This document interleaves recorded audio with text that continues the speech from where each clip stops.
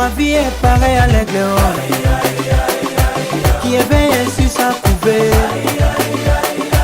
Voltige sur ses petits, les plans sincères, les bons, les bons. Bonjour à tous, bienvenue sur ma chaîne. Pour ceux qui ne me connaissent pas encore, je me présente Jessica.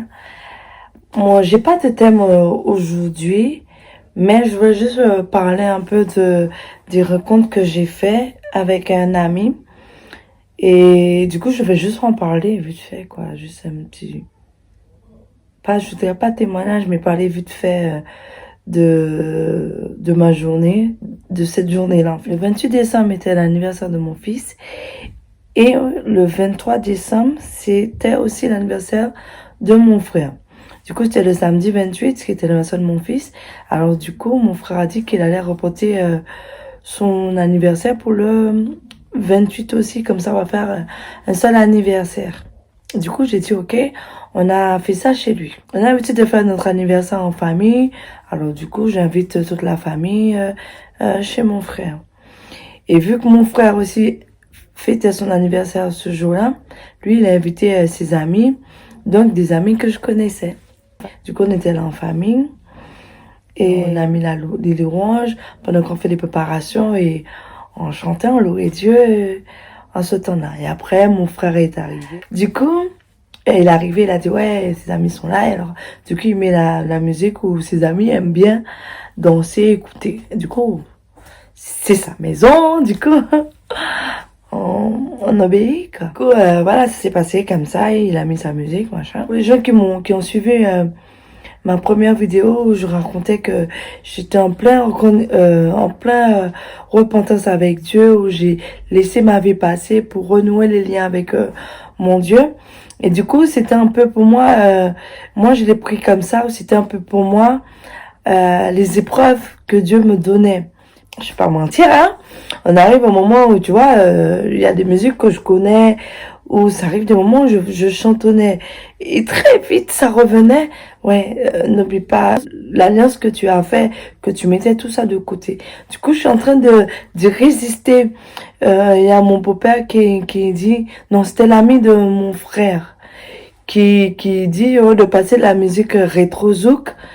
Du coup, c'est des musiques anciennes. Et je me dis, ouais, ça fait longtemps que j'ai pas entendu ces musiques-là. Du coup, j'ai dit, ouais, ça aussi c'est intéressant.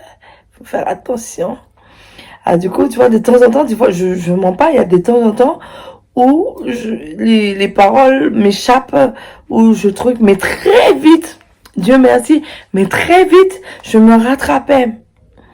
Un moment, oui, un moment, il y avait mon fils qui est venu, je l'ai attrapé, je me suis bercée selon le rythme de la musique, et très vite, je me suis dit, oh, fais attention.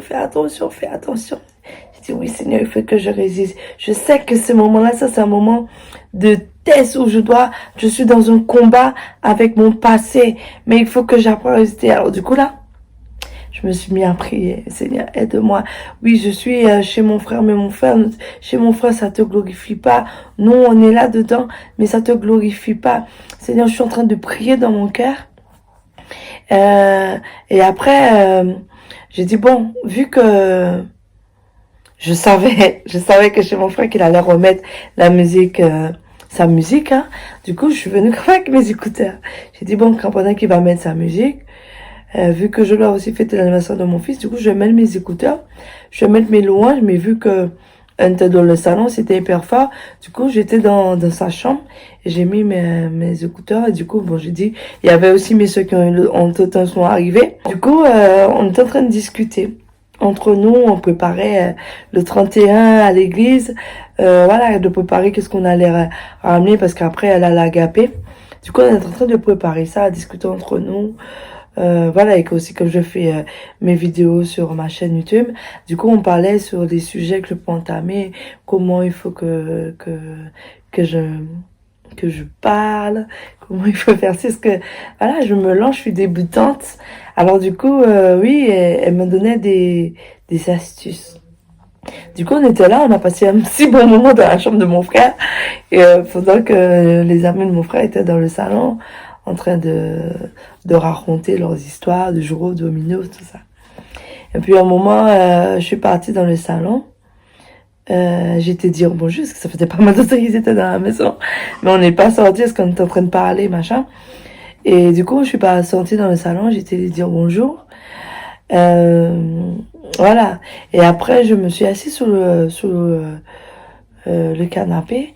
Et puis, il y a mon ami ou avec lui, qu'on se voyait avant. J'avais un bon délire avec lui, où on dansait, on rigolait bien, on te fait des petites blagues pour rigoler, pour décompresser un peu, tu vois. On parlait avec lui. Donc voilà, il me dit, ouais, que vraiment, t'as beaucoup changé.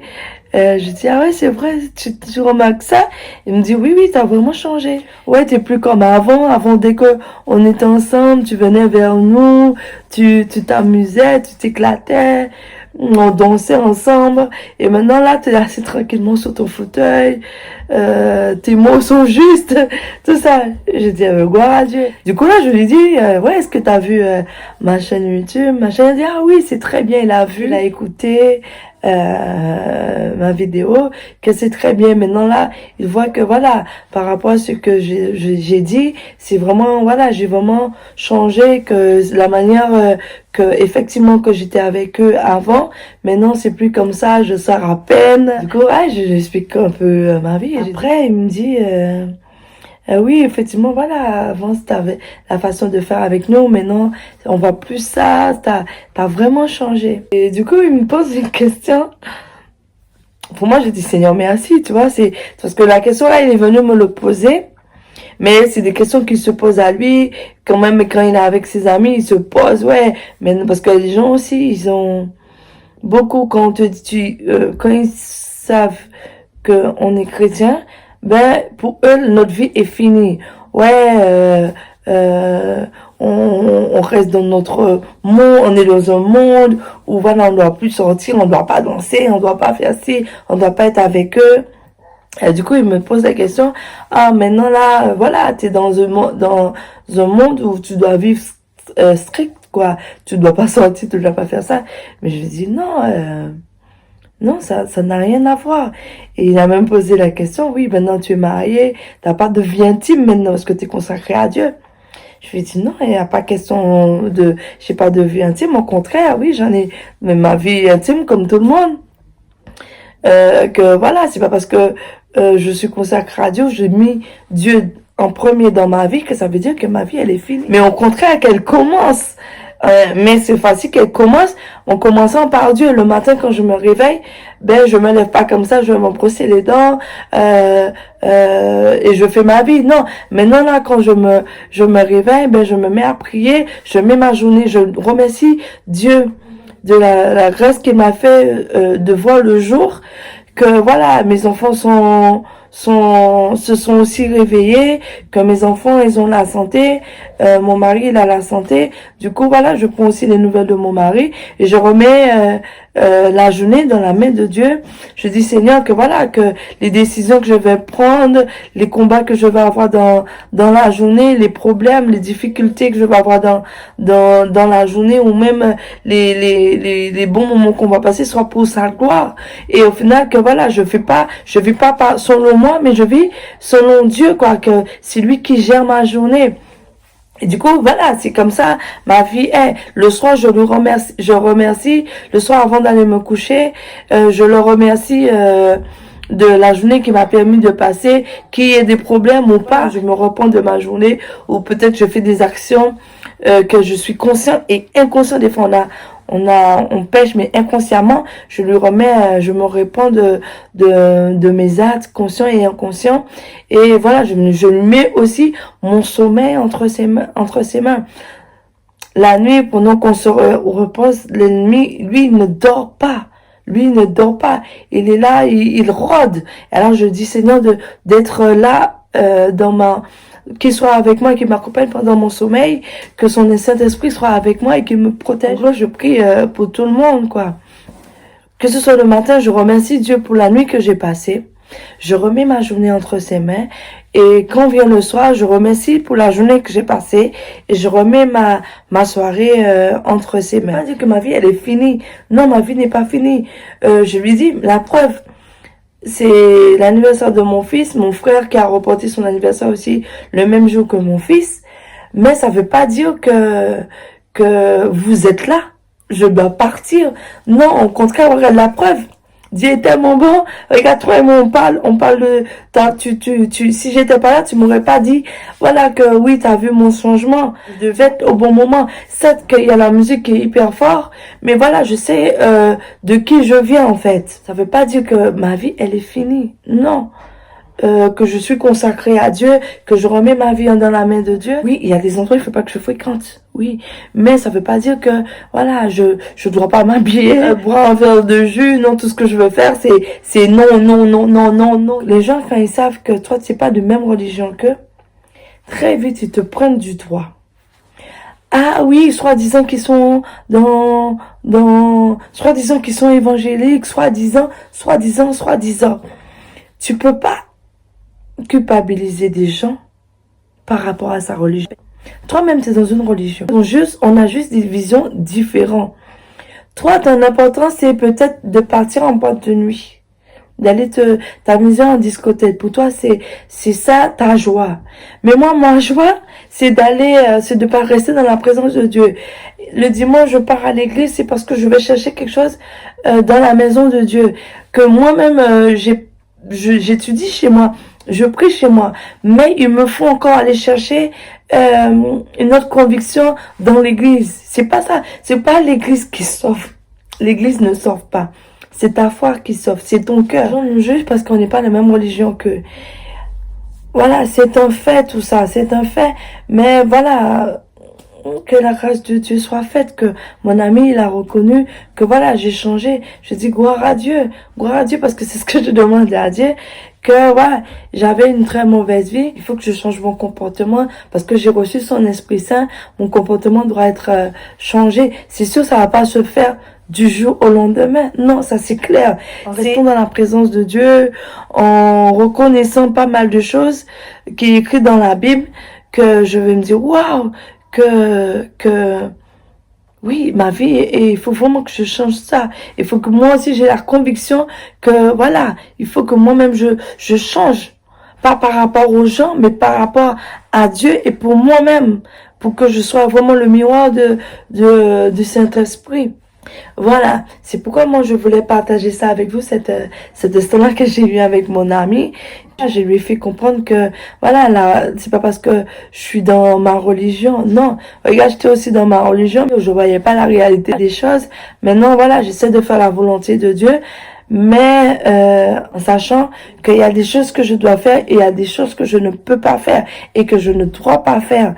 Mais ça veut pas dire que, oui, parce que je parle de Dieu, où j'exprime ce que Dieu a fait pour moi, ça veut dire que j'ai pas de vie. Je n'ai pas de ma vie, elle est finie. Non, non. Au contraire, ma vie n'est pas finie parce que la preuve, j'ai le témoignage à donner. Je dois parler de Dieu, je dois évangéliser la parole de Dieu. Tout ça, c'était pour répondre vous faire part de la réponse que j'ai donnée à mon ami. Et je lui ai même dit, oh, un jour, je vais t'inviter à venir à l'église avec moi. Il m'a dit, ouais, non, moi, je viens pas, moi, je suis pas église. Église, c'est pas pour moi. Je vais à l'église quand je veux me marier. Lui, c'est sa conviction, c'est le jour du mariage qu'il ira. Et quand je lui ai demandé pour venir à l'église avec moi, il m'a dit, ouais, qu'il n'avait pas cette conviction d'aller à l'église. Donc, le seul truc que je te demande jusqu'à, c'est de prier pour moi. J'ai dit, ok, mais je priais pour toi, je priais aussi pour ton cœur, pour ta foi. L'expérience que je voulais vous faire passer avec mon ami qui me parlait de la vie stricte que j'ai, parce que je dépends de Dieu maintenant. Et voilà, j'ai eu la réponse que j'ai eue. Je pense que peut-être j'ai pas été plus dans les détails avec lui. Oui, j'ai pas été plus dans les détails avec lui, parce que voilà, lui après... il bougeait beaucoup. Du coup, je suis pas entrée dans les détails, mais je l'ai fait comprendre la base. C'est pas parce que je crois en Dieu, je veux faire la volonté de Dieu, que ma vie, elle est finie. Non. Je suis amenée à prier pour lui, à aider mon prochain. Donc voilà, je fais les choses pour l'œuvre de Dieu, pas pour l'être humain, mais pas pour ce que les gens voient, mais c'est pour Dieu, j'ai mon compte à rendre à Dieu. Voilà. Voilà, en fait, c'était l'expérience que j'ai eue avec mon ami que je voulais partager avec vous. J'espère que cette expérience avec mon ami peut aussi vous toucher. Je pense que c'est la question que tout le monde se pose. Les gens pensent que notre vie elle est finie. Ouais, eux ils sautent pas, tu vois pas comment il est habillé, ils ont toujours leur bible, ils ont toujours leur bible avec eux, ils lisent tout le temps, c'est des intellectuels, c'est des intellectuels, ils lisent tout le temps, ils font pas ci, ils font pas ça, leur vie c'est toujours non, non, non, j'ai pas le droit. Oui, t'as des trucs que tu peux faire, mais il y a des trucs, juste nous, on sait qu'est-ce qu'on doit faire et ce qu'on doit pas faire. J'ai pas donné plus d'explications. Je l'ai fait comprendre que voilà, c'est pas parce que je crois en Dieu, je veux faire sa volonté que ma vie elle est finie. Non, au contraire, voilà, j'ai ma vie normalement avec mon mari. Que la patinoire, je suis partie faire de la patinoire avec mes enfants. Ça veut pas dire parce que je crois en Dieu, j'ai pas le droit de patiner. Je me dis ouais, mais c'est pas que dans la Bible faut patiner. Non, c'est pas tout ce qu'on doit faire ou ne pas faire que dans la Bible. Dans la Bible, il y a écrit juste ce qui est important pour que on puisse glorifier Dieu à la fin du temps, de bénéficier le royaume de Dieu. Voilà. Il y a des sorties normales avec mes enfants, je fais des sorties, il y a des promenades, on regarde la télé ensemble. Ouais, ça veut pas dire que notre vie est finie. Mais les gens qui jugent, oui, ils croient en Dieu. Ouais, ils font pas ci, ils font pas ça. Regarde comment il est habillé. Tu vois pas qu'il est un témoin de Jéhovah. Les gens refait toujours cette histoire de témoin de Jéhovah, où les témoins de Jéhovah sont toujours bien habillés. Ils ont toujours leur Bible, leur réveillez-vous. Oui, mais ça c'est leur choix. Ça c'est leur choix. Et au final, ça fait que, voilà, vous voyez que c'est des témoins de Jéhovah. Oui, parce que vous-même, vous voyez, leur style vestimentaire n'est pas comme tout le monde. Croire à Dieu. Voilà, vous arrivez à voir que ils sont mis à part. Ils sont mis à part. Et c'est excellent. Voilà. Si vous aussi vous avez eu des expériences comme ça avec vos entourages, laissez-moi un commentaire. Pour les nouveaux, n'hésitez pas à vous abonner à ma chaîne. Je vous dis à très bientôt et que Dieu vous bénisse. La Bible dit dans 2 Corinthiens 5, verset 17, « Si quelqu'un est en Christ, il est une nouvelle créature. Les choses anciennes sont passées, voilà, toute chose est devenue nouvelle. »